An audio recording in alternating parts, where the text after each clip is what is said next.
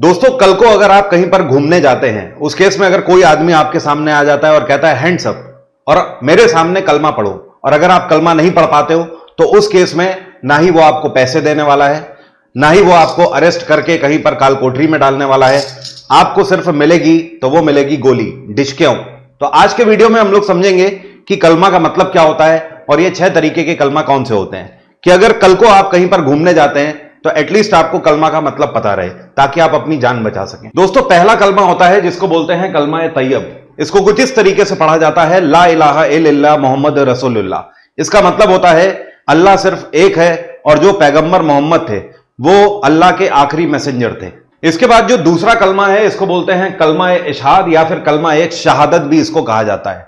इसको कुछ इस तरीके से पढ़ा जाता है, अशहद अल्लाह इलाहा इल्लल्लाह। और आगे मेरा अभी पढ़ने का मूड नहीं है, लेकिन इसका हिंदी में मैं आपको मतलब बता देता हूं कि ये अल्लाह को गवाही देने की बात है, कि ये बोलते हैं अल्लाह के सिवा कोई और इबादत के लायक नहीं है, और ये गवाही देता हूं मैं कि मोहम्मद रसूलुल्लाह और अलैहि वसल्लम अल्लाह के बंदे और रसूल हैं। अब जो तीसरा कलमा होता है इसको बोला जाता है कलमा तमजीद। इसको कुछ इस तरीके से पढ़ा जाता है, इसकी शुरुआती लाइनें हैं सुब्हानिल्लाहि वल्हम्दुलिल्लाह वला इलाहा। और आगे मैं अभी नहीं पढ़ूंगा, लेकिन इसका हिंदी में मतलब है अल्लाह की जात पाक है, मतलब शुद्ध है, होली है, और सब तरीके अल्लाह के लिए ही हैं और अल्लाह के सिवा कोई और माबूद नहीं है। अल्लाह सबसे बड़ा है और किसी में ताकत नहीं है कि कोई उसका सामना कर सके, और वो बहुत शान वाला है। अब जो चौथा कलमा है इसको बोलते हैं कलमा तौहीद। कलमा तौहीद इस तरीके का कलमा है जो कि अल्लाह को ही सुप्रीम बताता है और बताता है कि इस पूरे दुनिया में जीवन देने वाला और मारने वाला भी अल्लाह है। इस कलमा की स्टार्टिंग लाइन कुछ इस तरीके से है, ला इलाहा इल्लाहु वहदहु ला शरीक लहु लहुल, और इस तरीके से पूरा आपके सामने लिखा हुआ है।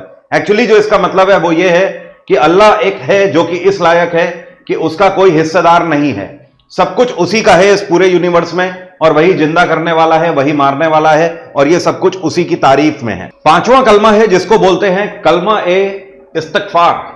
अब ये जो कलमा है इसकी खास बात यह है कि ये अल्लाह से माफी मांगने के लिए है। इसको कुछ इस तरीके से पढ़ा जाता है, काफी लंबा कलमा है, पूरा तो मैं नहीं पढ़ूंगा। अस्तगफिरुल्लाह ए रब्बी मिन कुल्ली जम्बिन अजमनब, इस तरीके से है, लेकिन इसका जो प्योर मतलब है वो ये है कि मैं अल्लाह से माफी मांगता हूं, चाहे मेरे कोई भी गुनाह जानबूझकर मैंने किए हों या फिर अनजाने में किए हों। अल्लाह सबसे बड़ा है और वो माफ करने वाला है, तो वो मुझे माफ कर देगा। ये एक तरीके से कोई व्यक्ति अगर कलमा पढ़ रहा है तो वो अल्लाह को ये बोल रहा है कि मुझे माफ कर दो, मेरे सारे गुनाहों को माफ कर दो, और तुझसे ज्यादा सुप्रीम कोई पावर नहीं है, और अल्लाह की ही तारीफ में, और सब कुछ जो है वो सब बुलंद मर्तबे वाला है, मतलब कहने का कि उससे सुप्रीम कुछ नहीं है। अब दोस्तों, आखिरी और छठवां कलमा है जिसको बोलते हैं कलमा रद्द कुफ्र। ये एक ऐसा कलमा है जो कि हर एक मुसलमान को ये बोलता है कि अगर तुम इस्लाम में मानने वाले हो तो तुम सच्चे मुसलमान तभी कहलाओगे जब तुम इस्लाम पर बिना सवाल किए उसको मानोगे। और साथ में ये जो 6 के 6 कलमा है इन पर बिना सवाल किए हुए आंख बंद करके विश्वास करोगे। छठवां कलमा कुछ इस तरीके से बात बताता है कि अल्लाह की जो प्रेजेंस है उसको बिना किसी शक के मानेंगे, और अगर कोई उसके ऊपर सवाल उठाता है तो भी हम अपनी ही बात पर बिलीव करेंगे। It strengthens faith and reaffirms allegiance to Allah. तो मतलब जो फेथ है वो बना रहे और आसपास की चीजों को दूर रखना है। मैं आपको बता दूं, इस्लाम धर्म के जो 5 पिलर्स हैं उनमें से एक पिलर कलमा भी माना जाता है। इस्लाम धर्म ये बोलता है, या आप बोल सकते हो कुरान ये बोलती है, कि कोई भी व्यक्ति जो कि इस्लाम में मानने वाला है वो कलमा को आंख बंद कर बिलीव करेगा और सपोर्ट करेगा। इसके अलावा इस्लाम धर्म के जो 4 पिलर हैं उनमें आ जाता है हज, रोजा, ज़कात और नमाज। दोस्तों, यहां पर मेरा कलमा आपको सिखाने और पढ़ाने का मतलब यह नहीं था कि आप इस्लाम पढ़ लें। मेरा मतलब यह था कि कल को अगर आप भी कहीं पर घूमने जाते हैं और कोई आकर आपको बोलता है कलमा पढ़ने को, तो एटलीस्ट आपको उसका मतलब पता रहे, क्योंकि आप भी कल को गोली खाने से बचे, डिशक्यों। वैसे 2025 की आप कोई भी गवर्नमेंट एग्जाम की तैयारी कर रहे हैं और अगर जीएस आपको बिल्कुल भी समझ नहीं आती है या जीएस की वजह से आपका सिलेक्शन रुक जाता है, तो आप मेरा जीएस का फाउंडेशन बैच टेक्स्ट बुक में ज्वाइन कर सकते हैं। मेरा डिस्काउंट कोड है सुल्तान। जैसे ही आप ये डिस्काउंट कोड लगाएंगे, टेक्स्ट बुक के हर एक बैच में आपको 90% तक का डिस्काउंट मिल जाएगा। बैचेस का लिंक वीडियो के डिस्क्रिप्शन में है। सुबह में मेरी क्लास चल रही है। इस वीडियो में यहीं तक बात रहेगी।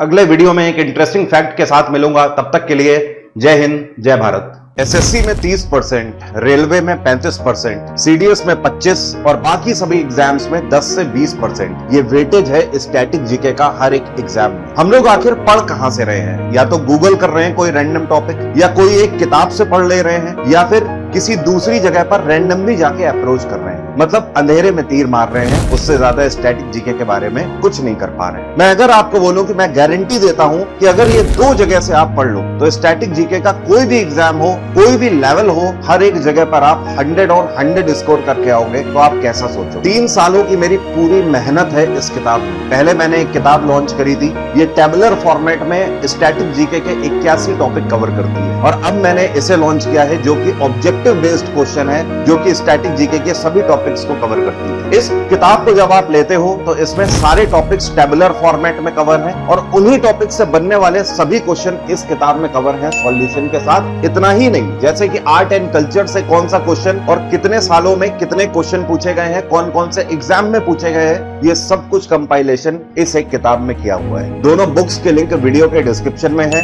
दोनों किताबें हिंदी और इंग्लिश दोनों में अवेलेबल हैं, और अमेज़न और फ्लिपकार्ट में भी अवेलेबल है। तो कहीं ऐसा तो नहीं कि इस साल भी सिलेक्शन स्टैटिक जीके की वजह से रुक जाए, क्योंकि हमें पता है हम जीएस बहुत सारी पढ़ते हैं, उसके बाद भी एग्जाम में जब जाते हैं तो कुछ ऐसे क्वेश्चन आते हैं जो कि हमारा सिलेक्शन रोक देते हैं। कारण क्या है? कारण सिर्फ स्टैटिक जीके। इसलिए अभी जाइए, लिंक पर क्लिक करिए और अमेज़न और फ्लिपकार्ट पे जाकर बुक मत खरीदिए, पहले उसके रिव्यूज देखिए, बुक का सैंपल भी होगा, सैंपल देखिए, और उसके बाद अगर आपको लगे तो फिर ऑर्डर करके अपने घर मंगाइए।